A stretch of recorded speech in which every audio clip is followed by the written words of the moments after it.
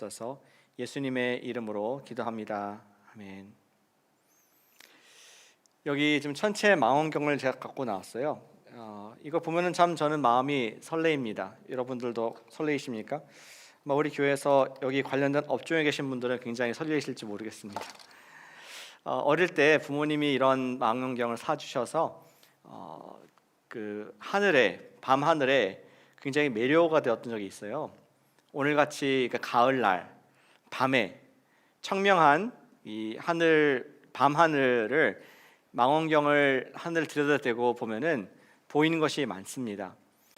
우리 아마추어들에게 볼 수 있는 가장 쉬운 것이 뭐니 해도 달입니다. 그냥 육안으로 보면은 달에서 보이지 않던 것들이 토끼가 있느냐 이런 얘기 하던 것들이 이런 망원경으로 보면은 분화구가 아주 분명하게 보입니다. 분화구가 분명히 보입니다. 예, 뒤에 자매님 넣어주시면 감사하겠네요. 그리고 또 제가 참 달을 볼 수 있다는 것이 너무나 이렇게 감동이 되고 놀라워서 매일 밤마다 이런 천체의 우리 별들과 행성들을 봤던 기억이 납니다. 한 번은 토성의 고리가 보이더라고요. 선명하게 보여서 정말 깜짝 놀랐습니다. 그리고 어떤 행성인지 몰랐는데 붉은색에 띄는 큰 잘 보이는 행성이 있었습니다. 아마 목성이 아니었을까 생각합니다. 그 이외에도 우리 잘 아는 금성 또 수성 이런 것들도 볼 수가 있었습니다.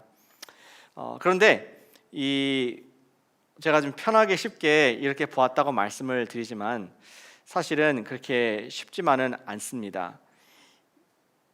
생각해 보십시오. 검은 벨벳에 작은 다이아몬드 같이 딱 하늘에 박혀 있는데 내 눈으로는 보입니다. 근데 이 망원경을 가지고 그것에 초점 맞춘 그것에 이게 이 위에 뷰파인더에 보이겠죠. 그리고 그것을 이렇게 포커스를 맞추지 않으면은 아주 흐린 달이 보이고 흐린 행성이 보입니다.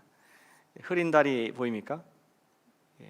포커스가 안 맞고 아까는 되게 만족이 있었고 기쁨이 있었는데 뭔지 짜증나는, 아무리 이걸 맞춰도 맞춰지지 않는 그러한 연약함, 또 차라리 보지 않는 게 낫겠다 하는 마음도 생기게 됩니다. 저는 천체 망원경에 대한 여러분들의 궁금증을 말씀드리고자 하는 것은 아니고요. 우리가 삶에서 포커스가 딱 맞춰졌을 때 우리 삶 가운데 기쁨과 만족이 있습니다.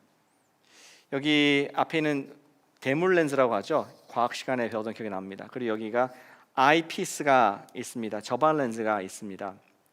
그런데 이 사물이 또렷하게 보이기 위해서는 요 들어오는 빛을 포커스를 맞출 수 있는 요 거리가 중요합니다.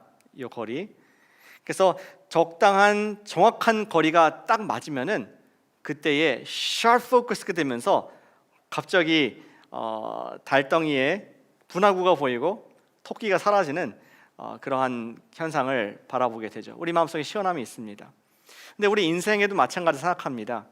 우리의 인생의 삶의 목적이 어쩌면 뿌옇게 평생 살다 보면은 우리에게는 뭔가를 추구하고 싶은데 뭔가 목적이 있을 것 같은데 그것에 다다르지 못하는 연약한 그런 모습들을 경험을 할 때가 있습니다. 우리는 맞는 배우자와 결혼할 때 참 너무나 감사한 마음이 있죠.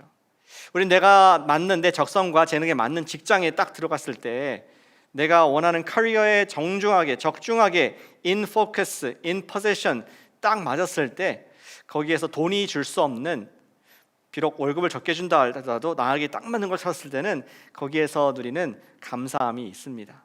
나에게 맞는 학교, 나에게 맞는 커리어. 지금 사랑하는 여러분들은 마음을 어디에 두고 있습니까? 무엇에 목표를 두고 있습니까? 자녀를 대학 보내기 위한 것에 초점이 맞춰져 있습니까? 더 많은 직장을 얻기 위해서 우리가 눈여겨보고 있습니까? 아니면 더 좋은 집을 우리가 보고 있습니까? 노후에 내가 어떻게 살 것인가에 대해 포커스가 맞춰져 있습니까? 그런 것들이 다 필요한 것들입니다. 그런데 오늘 주의 말씀을 통해서 우리 마르투스, 내가 나의 증인되리라 하는 말씀을 통해서 얻고자 하는 교훈은 주님께서 부르시는 내가 있어야 할 정 위치가 어디인가 하는 것을 좀 생각해 보길 원합니다.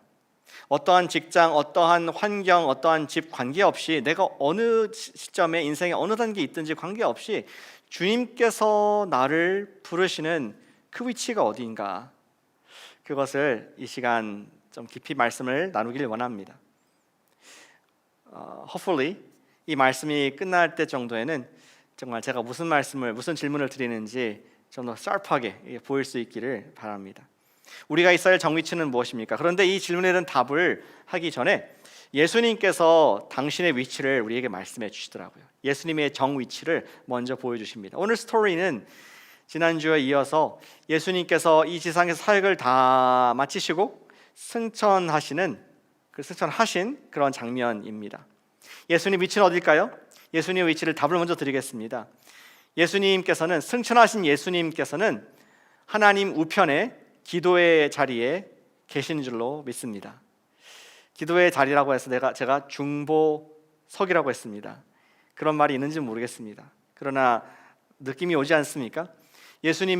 승천하신 예수님의 위치는 하나님 보좌 우편의 기도 자리에 앉아 계시다는 것이 오늘 첫 번째 기억하게 하시는 예수님의 위치입니다. 저희는 지난주에 예수님께서 1장 8절에서 너희가 내 증인들이라, 성령이 임하실 때, 우리 증인들을 위해서 성령이라는 equipment, 장비를, 성령님을 주시고 성령 충만함을 통하여서 땅끝까지 이르러 내 증인들이라 하는 그러한 사명을 주셨습니다. 그리고 오늘 예수님께서는 또 격려를 하세요. 우리가 계속 사명을 감당할 수 있는 격려를 주시는데, 먼저 예수님의 위치에서 격려를 얻을 수가 있다는 것입니다. 오늘 예수님께서 그가 마지막으로 제자들을 축복하셨습니다. 부활하신 예수님께서 그가 승천하시기 바로 직전에 누가복음 24장 끝에 보니까 그가 축도를 하시고 나서 갑자기 발이 공중으로 올라가시는 겁니다. 궁금하지 않습니까? 왜 누가복음 24장에서 거기에서 마쳤을까? 그 뒤에 어떻게 됐는지를 자세히 적어놓지 않습니다. 그리고 오히려 사도행전 1장에서 예수님의 승천에 주민해가지고 예수님께서 어디 계신지를 말씀해주고 있습니다. 저는 믿기로 누가복음 24장이 종이가 모자랐다 생각합니다. 옛날에 성경은 파피루스라는 비싼 종이에 어떤 갈대를 눌러서 만든 그러한 재질에 적었습니다. 그래서 한계가 있었습니다. 만들 수 있는 한계가 있습니다. 그래서 북2 사도행전 2 누가복음 2인 사도행전에서 이 얘기를 조금 더 풀어나가고 있습니다. 그 장면을 같이 보시길 바랍니다. 9절에 보니까 이 말씀을 마치시고 그가 명령을 주시고 축복하신 이후에 말씀 마치시고 그들이 보는데 올려져 가시니 구름이 그를 가리어 보이지 않게 하더라. 예수님이 올라가시네 쭉 트래킹하고 있는 것입니다. 구름 전까지 보입니다. 예수님께서 저기 계시구나. 그리고 구름 위로 올라가시자 보이지 않게 되었습니다. 저는 이 장면을 한번 상상해 보면서 우리 앨런 머스크가 요새 하고 있는 스페이스 X 프로그램이 생각이 났습니다. 로켓을 요새 플로리다에서 막 빵빵 올리고 있죠. 몇 년 전부터. 근데 마치 로켓이 비상할 때 많은 사람들이 거기에 현장에 모여서 로켓이 불을 뿜고 쫙 올라가는 것을 눈을 따라서 트래킹을 합니다. 그래서 놀라운 것은 옛날에 60년, 70년대는 거기까지가 끝이었는데 이제는 로켓에 카메라를 달아가지고 실시간으로 계속 그 이상 대기권에서 어떻게 벗어나가는지, 어떻게 로켓가 분리가 되는지 그것도 볼 수 있습니다. 심지어 우주 정거장까지 가는 모습도 실시간으로 볼 수 있는 놀라운 시대에 살고 있습니다. 임무를 마치고 팔컨 9인가요? 그것이 다시 지구로 추락하는 것이 아니라 사뿐히 착륙을 하는 이러한 현대 과학기술의 정말 놀라움에 경의를 표할 수밖에 없습니다. 별로 안 놀라시는 것 같은데 60, 70년대 나사 로켓을 본 사람들은 이게 기적이라고 생각합니다. 어떻게 로켓가 발레리나처럼 사뿐히 앉을 수 있을까? 저는 이러한 우리 구름이 어떻게 되는 모습을 보고 싶어하는 모습이 우리 제자들의 모습이라고 생각합니다.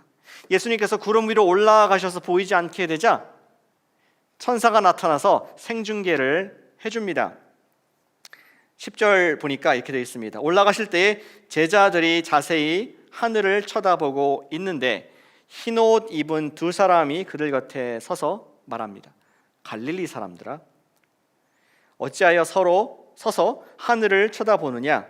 너희 가운데에서 하늘로 올려지신 이 예수는 하늘로 가심을 본 그대로 다시 오실 것이다.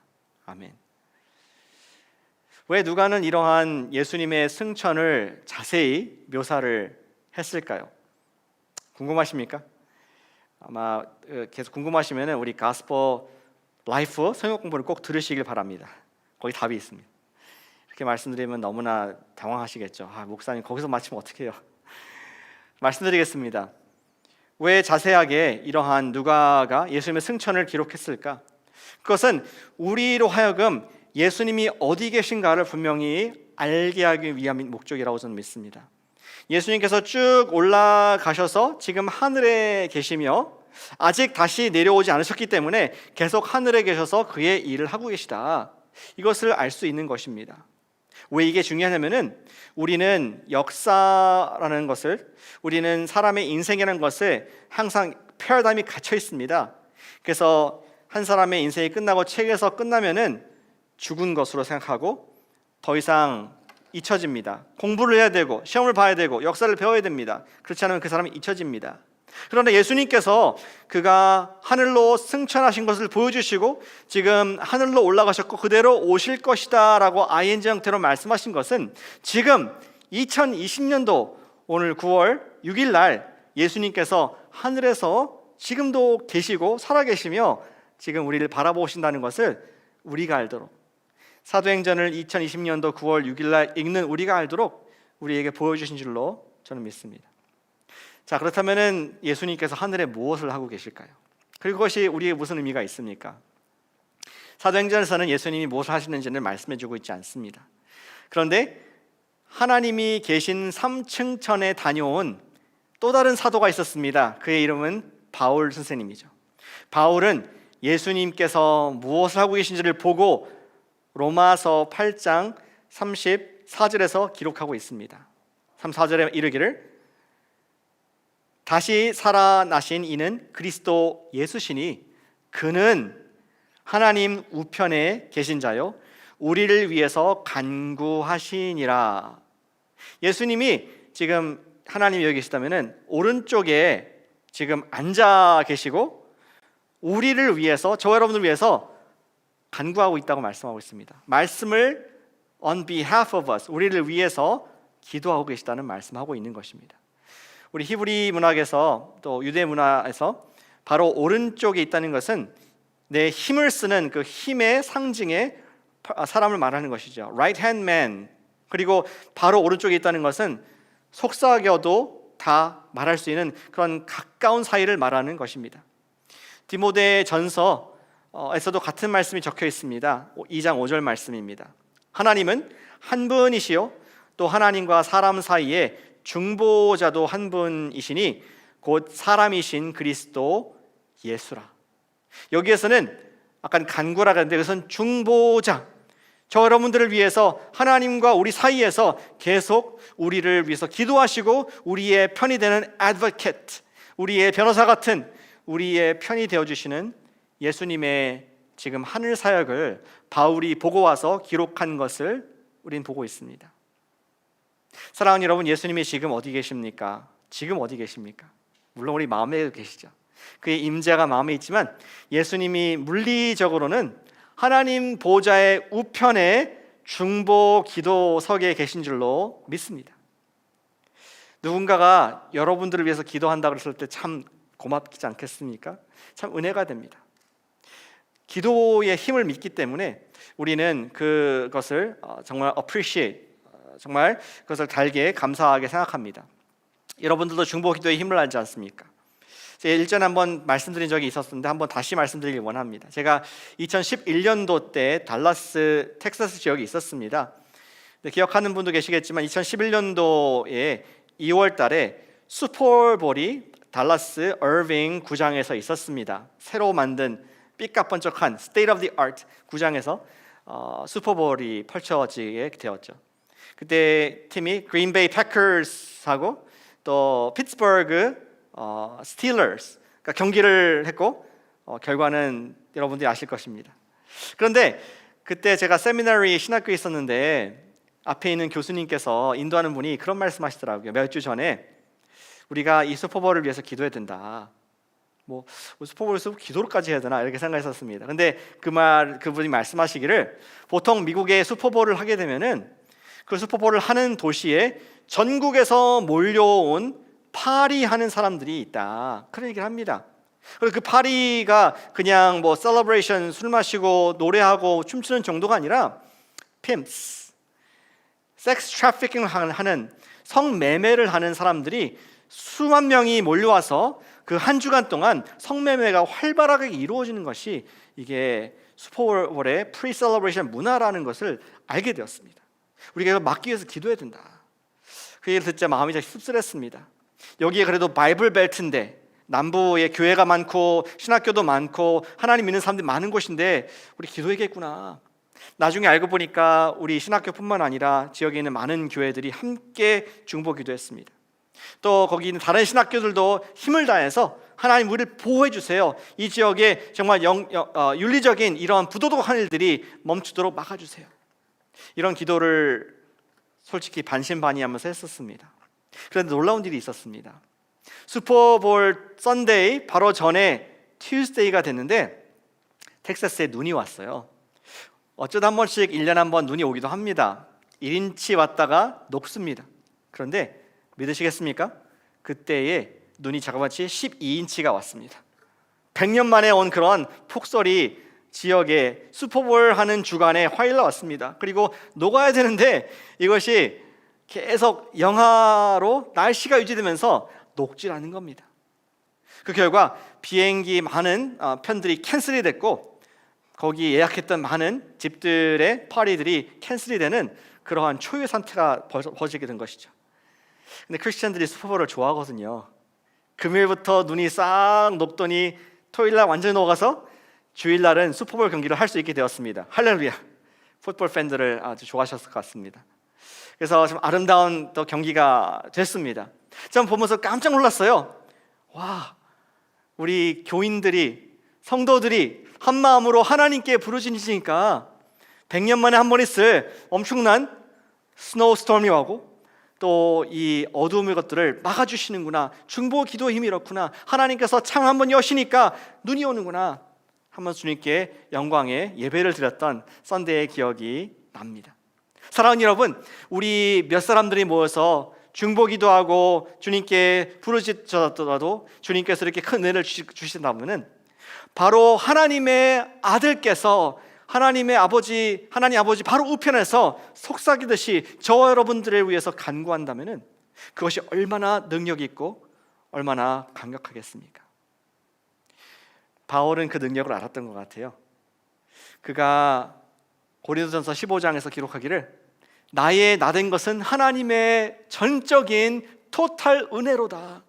그것을 이해했습니다. 하늘에 갔다 오고 그 하나님의 임재를 경험한 바울은 말하기를 내가 지금 숨쉬는 것, 내가 여태까지 살아왔던 것, 여태까지 주님께서 공급하신 모든 것들이 하나님의 은혜였구나. 한순간도 주님께서 나를 위해서 중보를 그치신다면은 내가 살 수 없는 존재구나 하는 것을 깨닫고 그가 완전히 주님께 올인한 인생을 끝까지 살았던 것을 역사가 기록을 해주고 있습니다.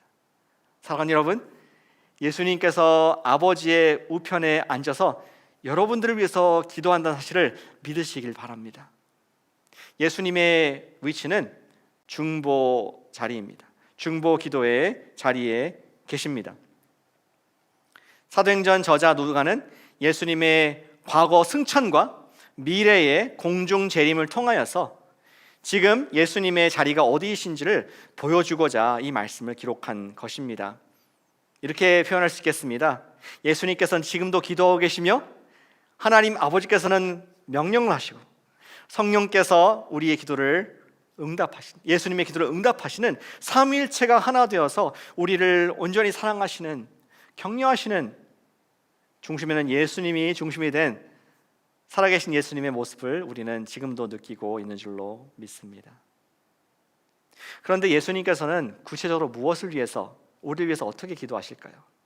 그리고 우리의 위치와는 무슨 관계가 있습니까? 예수님께서는 우리의 보호와 인도와 공급과 이런 거 다 기도하시지만 우리 사도행전에서 컨텍스트에서 기도해 주시는 것은 우리가 우리의 자리에서 사명을 감당할 수 있도록 기도하시는 줄로 믿습니다. 우리 다음 스토리가 그것을 말해주고 있습니다. 우리는 부활하신 예수님을 증언하는 자리에 있어야 합니다. 우리의 자리는 어디입니까? 예수님께서 우리에서 기도하시는데 그 기도하시는 위치인, 우리를 위한 위치인 증인의 자리, 영어로는 witness stand에 있는 것이 포커스가 맞춰진 저 여러분들의 가장 가치 있는 그런 위치의 인생인 줄로 믿으시길 축복합니다. 예수님께서 승천하신 이후에 제자들은 기도하기 시작했습니다. 예수님께서 하늘로 올라가신 것을 보았고 우리 누가의 전형적인 길드는 기법과 같이 이름들을 적었어요. 그 다음 구절 13절에 보니까 이렇게 말합니다. 들어가 그들이 유하는 다락방으로 올라가니 베드로, 요한, 야고보, 안드레, 빌립, 도마, 바돌로메, 마테와 야고보, 시몬, 유다, 이런 사람들, 또 여인들이 있습니다. 예수의 어머니 마리아가 계셨고 예수의 아우들, 이 모든 사람들이 힘있게 기도했다. 그리고 거기에 모인 사람이 숫자가 기록되어 있습니다. 정확한 누가의 관찰입니다. 120명이 거기에 모여서 기도했습니다. 그들은 그냥 조금 뭐 잘 풀리게 해주세요, 또 뭐 우리 아프지 않게 해주세요, 이렇게 기도한 것이 아니라 심각하게 예수님께서 자기들이 약속한 성령을 기대하면서 곧 수일 내에 주시겠다는 그 성령을 삼으면서 간절히 기도하는 가운데 있었습니다. 그 기도의 결과는 어떻게 되는지 다음 주 2장에서 볼 수가 있습니다. 그런데 오늘 조금 더 깊이 보기 원하는 부분은 이것입니다. 그 기도회 가운데 한 사람 베드로가 일어나서 그들이 있어야 할 위치가 어딘가를 깨닫고 설교한 부분이 오늘 본문의 말씀입니다. 기도를 하다 갑자기 베드로가 놀라운 제안을 합니다. 그것은 예수님을 배신한 가롯 유다, 우리 중에 12명 중에 한 명이었던 가롯 유다의 자리가 지금 비었다. 가롯 유다는 자기의 자리로 갔다라고 얘기합니다. 25절에 보니까 이렇게 됐습니다. 유다는 이 직무를 버리고 제 곳으로, 자기의 위치로, 자기의 자리로 갔나이다. 어떤 자리입니까? 그것은 심판의 자리였습니다. 우리가 베드로가 아니었더라면은, 이 이야기가 아니었다면은 가롯 유다의 에필로그를 들을 수 없었을 것입니다. 가롯 유다는 그가 예수님을 판 30냥의 은을 나중에는 포기하죠. 그것을 제사장들이 가져다가 밭을 삽니다. 그리고 아마도 유다는 그 밭에서 자살을 했던 것 같습니다. 굉장히 좀 그래픽하게 그려지고 있습니다. 18절에 보니까 불의의 삭스로 밭을 사고 그 후에 몸이 곤두박질하여 배가 터져 창자가 다 흘러나온지라. 자살했는데 아마 굴러 떨어져서 그가 죽었던 것으로 이렇게 이해할 수 있습니다. 성경에서 말하는 저주받은, 나무에 매달려서 저주받은 사람의 전형적인 심판을 제자들이 다 보았습니다. 우리 유다는 자기의 곳으로 갔는데 지금 이 소중한 자리를 누군가가 다시 증인의 자리를 메꿔야겠다. 이 자리를 굉장히 중요하게 지금 베드로가 말하고 있습니다. 얼마나 중요하게 생각했는지 성경 말씀을 인용합니다. 20절에 시편에 기록되었으되 거처를 황폐하게 하시며 거기 거하는 자가 없게 하소서, 그 직분을 타인에게 취하게 하소서. 시편 106편에 보니까 다윗의 기도가 있습니다. 그는 하나님께 기도합니다. 하나님, 내 원수, 정말 저 원수, 나를 힘들게 하고 하나님을 대적하는 원수를 제거해 주시고 그에게는 privileged position, 그의 존경 위치를 딴 사람에게 주십시오라는 말씀을 베드로가 설교 가운데 인용했습니다. 우리 지난번에 봤죠? 증인은 누구입니까? 베드로도 증인인데, 증인은 예수님의 말씀을 깨달은 사람입니다. 구약이 예수님의 눈으로 보이는 겁니다. 바로 그 말씀을 옛날엔 다윗에게만 한 말씀으로 기억했는데 이제는 이 말씀이 과연 유다의 빈자리를 채우라는, 이 소중한 자리를 채우라는 하나님의 명령이구나, 이것을 깨닫고 설명을 했던 것입니다. 뭐 그냥 우리 이가 몇 개인지 모르겠는데 이가 하나 빠져서 그냥 이 하나 없이 사는 그런 것이 아니라 모든 그 12명의 사도가 예수님께 세우신 건데 한 명도 너무나 소중한 자리이기 때문에 그것을 반드시 채워야겠다 하는 제안을 했고, 공동체가 함께 기도하는 가운데 2명을 추천을 합니다. 성경에 나온 것처럼 유스도라는 사람 1명이랑 마띠아라는 사람입니다. 그리고 기도한 다음에 제비를 뽑아서 마띠아라는 사람을 12번째 유다의 자리에 임명을 하게 됩니다. 근데 베드로가 아무나 임명한 것이 아니라 조건이 있었습니다.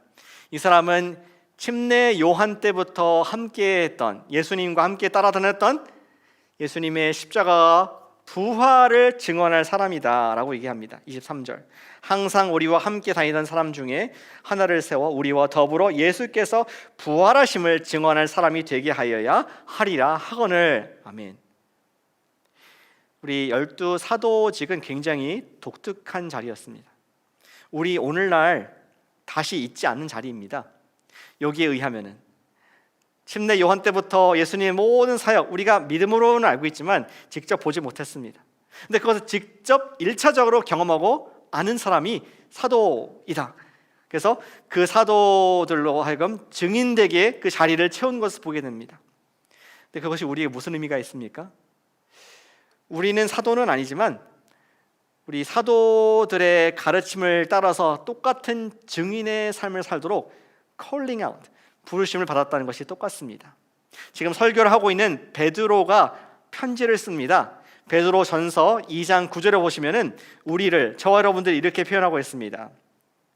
같이 화면에 읽어주시면 좋겠습니다. 시작. 그러나 너희는 택하신 족속이요 왕같은 제사장들이요 거룩한 나라요 그의 소유가 된 백성이니, 이는 목적이죠. 너를 어두운 데서 불러내어 그의 기이한 빛에 들어가게 하신 이의 아름다운 덕을 선포하게 하려 하심이라. 아멘. 베드로는 말하기를 우리는 사도는 아니지만 우리가 모두 거룩한 제사장이다. 하나님께 콜링을 받은 만인이 제사장이다. 그래서 우리 역할은 주님께서 부르셨을 때 그곳에서 당당히 서가지고 증인의 역할을, 하나님의 나에게 하신 그 구원을 선포하는 그 역할이 바로 우리 증인들이다, 제사장이다. 이러한 말씀으로 우리를 도전을 하고 있습니다. 예, 그렇습니다. 오늘 결론적으로 말씀드리면 우리가 있어야 할 자리는 바로 부활의 증인의 자리인 줄로 믿습니다. 이렇게 표현할 수 있겠습니다. 우리가 인생의 직장도 다르고 여러분들 위치가 다르고 또 나이와 연령 다 다르지만 우리 모든 그 사회적인 타이틀을 다 내려놓고 주님께서 우리에게 원하시는 영적인 정 위치는 바로 증인의 자리인 줄로 믿으시길 축복합니다. 그것이 마음에 딱 중심이 된다면은 주님께서 여러분들을 사회에 어디에 두셨든지 그곳에서 증인되도록 증언하도록 여러분들을 부르셨다는 것입니다. 여러분의 직장 가운데 여러분들만이 그곳에서 증인할 수 있습니다. 여러분들이 의사시라면은 여러분들이 그곳에서만 여러분들에게 주신 증인이 되어야 될 사람들이 있습니다. 그리고 그분들 앞에, 한 영혼 앞에 예수 그리스도를 부활하신 하나님으로 소개할 수 있다면은, 그리고 그분이 영원한 주소가 지옥에서 천국으로 바뀐다면은 그보다 가치 있고 소중한 인생이 어디 있겠습니까? 우리는 무엇을, 어떤 돈을, 보이는 커리어를, 학교를 위해서 목표로 포커스 삼지 말고 내게 지금 주신 그곳에서 내가 증인이구나, 주님께서 나를 witness stand으로 부르셨구나, 그것을 우리가 인식하고 증인의 삶에 헌신하시기를 축복합니다. 근데 지난주에도 말씀드렸지만 증인은 이 주님께서 우리를 억지로 증인 안 하면 너 천국 못 가? 그렇게 하지 않으시더라고요. 우리 변호사들을 아시겠죠? 우리 판사들도 아시겠죠? 증인은 발런티어입니다. 근데 증인이 너무나 중요합니다. 증인의 증언에 따라서 한 사람의 생명이 왔다 갔다 할 수 있습니다. 증인의 증언에 따라서 판사의 판결이 유죄냐 무죄냐 갈릴 수가 있습니다. 그렇게 중요한 증인인데 본인이 안 서겠다 그러면은 서게 만들 수는 없습니다. 주님께서는 우리를 격려하십니다. 예수님의 자리는 지금 우리를 위한 증인의 삶을 살 수 있도록 중보하는 자리에 계시고, 또 주님께서는 우리를 거룩한 나라, 왕 같은 제사장으로 우리를 부르셨는데, 저 여러분들이 이제 할 것은 제가 주님 부족하지만 나에게 경험하게 하신 살아계신 예수님의 은혜를 내가 증인되겠습니다. 그 헌신 한 가지만 있는 줄로 믿습니다. 어떤 분들은 그렇게 생각할 것입니다. 너무 부담돼요, 목사님. 혹시 제가 증인으로 헌신했다가 저를 선교사로 부르시면 어떡합니까? 목사로 부르면 어떡합니까? 이러한 부담이 있으실 줄로 생각합니다. 걱정하지 마세요. 안 불러요. 선교사 아닙니다. 그런 생각 있으시면은 목사 절대로 안 부르십니다. 제가 말하는 증인은 여러분들을 부르신 여러분의 직장에서의 증인, 여러분들을 부르신 여러분의 학교에서의 증인의 삶, 여러분들을 부르신 그 가정, 나에게 주신 자녀들에게 증인된 엄마, 아빠, 그 모습을 우리가 살고 헌신하자는 것입니다. 사도행전의 이 말씀을 함께 읽어가면서 우리는 계속 증인의 삶의 모습이 실제로 어떤 것인가를 보게 될 것입니다. 그리고 우리 가스퍼 라이프 또는 셀에서 우리 증인의 삶의 모습을 나눔으로 말미암아 예수님의 증인이 서로 되도록 격려받는 시간을 이번 가을에 가질 것이 저는 기대가 됩니다. 그 모든 것이 가능하기 위해서는 지난주와 적용 똑같이 말씀드리길 원합니다. 저와 여러분들이 증인의 자리에 헌신하지 않으면, 그 첫 발자국을 디디지 않으면 우리는 절대로 증인의 삶을, 또 우리 인생의 포커스가 딱 맞는 정말 가치 있는 목적 있는 삶을 살 수가 없다는 것을 주님께서 말씀하고 계십니다. 제가 이 말씀만 드리고 마치겠습니다. 지난주 중에 세미나를 참석했어요. 요즘에는 비행기 타고 안 가도 그냥 1분 전에 클릭만 하면은 바로 그 컨퍼런스 룸에 수백 명의 사람과 함께 아름다운 세미나를 들을 수가 있습니다. 이번에 제가 조인한 세미나는 이런 주제입니다. 다음 세대에게 어떻게 선교를 격려할 수 있을까? 다음 세대가 선교할 수 있도록 우리가 어떻게 도울 수 있을까 하는 주제였습니다. 근데 제가 관심 있었던 이유가 뭐냐면은 유명한 우리 기독교의 띵크탱크인 바나 리서치가 거기에 함께했습니다.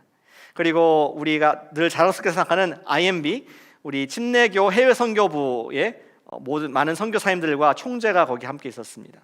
총재의 인터뷰를 들을 수 있었고, 바나 리서치 센터의 소장인 데이비드 캐너맨의 이야기를 들을 수가 있었습니다.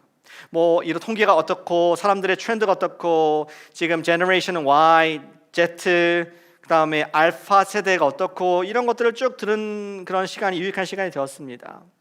근데 마지막에 우리 그 사회자가 질문을 우리 데이비드 캐너맨 소장에게 이렇게 질문하더라고요.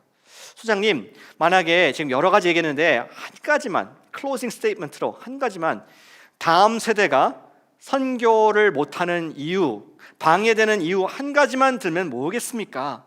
이런 단도직입적인 질문을 했는데 제가 그 답을 듣고 충격을 받았습니다. 데이비드 캐너맨 소장이 말하기를, 다음 세대가 선교적인 삶을 살지 못하도록 방해하는 제일 첫 번째 요인은 바로 그들의 부모들이다. Their parents. 우리들이다 하는 말을 하게 되었습니다. 부모들이 예수님을 따르는 제자의 삶을 살지 않기에, 선교적인 사명을 감당하는 부담이 없기에 자녀들에게 그것이 그대로 전수가 되고, 아무리 성경에서 말해도 그것이 먹히지 않는다는 것이죠. 아무리 선교여행을 가자 우리가 다음 세대에게 얘기해도 우리의 삶의 모습에서 확신이 없다면, 저와 여러분들이 증인의 삶에 확신이 없다면, 그것이 우리 유일한 주님께서 주신 있어야 할 자리라는 확신이 없다면 선교는 이루어지지 않을 것이다 라는 그런 가슴 아픈 얘기를 듣게 되었습니다. 생각해보니까 저도 예전에 그런 경험이 기억납니다. 저희 아버지께서 한국에서 청년 집회 부흥 강사를 많이 다니셨어요. 지금 은퇴하셨습니다. 그런데 한 교회 20년간 그곳에 every year favorite 강사로 한 제법 규모가 있는 청년부입니다. 200명, 300명 되는 청년들, 서울에 있는 교회에 강사로 가셨는데 매번 갈 때마다 제자가 되어야 된다, 우리가 전도 선교해야 된다 얘기했는데 참 놀랍게 느껴진 것이 하나 있다고 저한테 얘기를 했습니다. 그것은 그 큰 교회 또 많은 청년들에게 20년간 계속 같은 메시지를 했는데, 그 메시지를 듣고 헌신한 선교사든 전도사든 목사든 헌신한 사람이 딱 2명밖에 없었다는 것에 충격을 받는다는 것입니다. 왜 이런 일이 있는가 나중에 물어보니까 이렇게 된다는 겁니다. 수련회 가가지고 청년들이 헌신합니다. 나는 정말 주님 위해서 전도를 1년간 하겠다. 내가 신학교를 가겠다. 내가 주님 위해서 이렇게 헌신하겠다. 그런 결단을 하고 집에 가는데, 집에 가서 엄마 아빠가 얘기하기를, 야, 너는 의사가 돼야 돼. 무슨 소리야? 너는 변호사가 돼야 돼. 무슨 소리야? 너는 앞으로 과학자가 돼야 돼. 리서처가 돼야 돼. 꿈을 다 꺾어버리고 교회를 다니는 사람들이, 그래서 결국 그 지역에서, 그 교회에서 헌신자가 매우 적다는 아픈 얘기를 듣게 됐습니다. 그것이 서울의 여의도에 있는 어느 교회 이야기입니다. 잘 사는 지역, 돈 있는 사람, 힘 있는 사람, 그러나 주님을 예배하는지 모르지만 증인의 삶에 대한 확신이 없고 내 인생의 진짜 포커스가 어디 맞춰야 되는지 그러한 흐릿한 인생을 살기에 자녀들이 그것을 그대로 답습하는 모습을 보게 되는 것이죠. 사랑하는 여러분, 저는 오늘 말씀 통해서 우리를 꾸짖는 그런 것이 아닙니다. 우리의 기회가 있습니다. 이번 사도행전을 통하여서 증인의 삶의 맛을 보시기를 축복합니다. 우리 인생의 어느 단계에 있든지 관계없이, 내가 예수님의 증인이구나, 예수님께서 지금도 당신의 피값 주고 사신 우리를 위해서 기도하고 계시며 우리의 가장 가치 있는, 우리를 힘들고 어렵고 핍박받는 자리로 몰게 하는 것이 아니라 가장 가치 있고 가장 흥분되는 생명을, save lives, 영원한 생명을 살리는 자리로 우리를 부르신다면 우리의 마땅한 반응은, 예 주님, 예 살아계신 주님, 지금 저를 위해서 중보하신 주님, 제가 그 의미가 뭔지 다 모르지만 베이비 스텝, 주님께서 그렇게 기도하시고 나를 부르시니 내가 증인의 삶에 헌신하겠습니다. 우리가 그러한 베이비 스텝, 그러나 중요한 스텝을 함께 밟는